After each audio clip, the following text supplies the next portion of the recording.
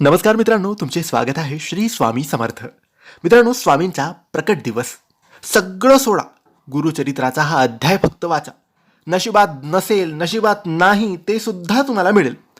मित्रांनो, आपण सगळेच स्वामींचे भक्त, स्वामींचे सेवेकरी एका दिवसाची प्रतीक्षा वर्षभर करत असतो. तो म्हणजे श्री अक्कलकोट स्वामी महाराजांचा प्रकट दिवस. हा प्रकट दिवस म्हणजे स्वामी या पृथ्वीवर अवतरले तो हा दिवस. ठिकठिकाणी स्वामींच्या केंद्रात, मठात, घरोघरी विशेष कार्यक्रमांचे आयोजन होते. सेवा, पारायण, गुरुचरित्राचे अध्याय भरपूर ठिकाणी वेगवेगळ्या पद्धतीने केले जातात. हा दिवस खूप मोठा आणि खूप महत्त्वाचा असतो. यावर्षी स्वामींचा प्रकट दिवस हा 20 मार्च शुक्रवारच्या दिवशी आहे. अगदी काही दिवस आता बाकी आहेत स्वामींचा प्रकट दिवस येण्यासाठी. तर भरपूर सेवेकऱ्यांना प्रश्न असतो की आम्ही 20 तारखेला कोणती सेवा करावी किंवा 20 तारखेच्या आधी आत्तापासून कोणती सेवा करावी.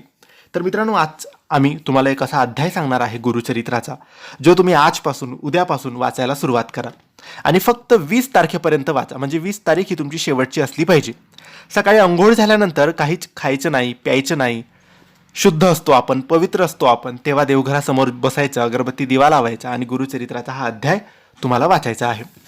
मनापासून, श्रद्धेने आणि विश्वासाने हा अध्याय वाचायचा आहे. तुमच्याकडे संपूर्ण गुरुचरित्राचे पारायण असेल तर त्यामधून तुम्ही वाचलं तरी चालेल. गुगलवर सुद्धा असतं, त्यातून वाचलं तरी चालेल. फक्त श्रद्धेने वाचा. याचे नियम कोणते नाही, फक्त जोपर्यंत गुरुचरित्र तुम्ही वाचत आहात, हा अध्याय वाचत आहात, तोपर्यंत मांसाहार करू नका, पवित्र राहा, वाईट विचार, वाईट व्यसन, वाईट संगत ठेवू नका, कोणाबद्दल वाईट बोलू नका आणि मनापासून विश्वासाने हा अध्याय वाचायला सुरुवात करा. आता हा अध्याय कोणता?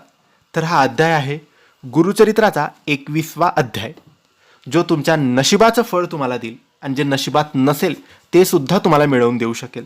स्वामींचा प्रकट दिवस येतो आहे म्हणून त्यानिमित्ताने तुम्ही हा अध्याय नक्की वाचा. आणि ही माहिती आवडली असेल तर लाईक आणि शेअर करा. काही प्रश्न असतील तर कमेंट्सद्वारे विचारा आणि आमच्या चॅनलला सबस्क्राईब करायला विसरू नका. धन्यवाद. श्री स्वामी समर्थ.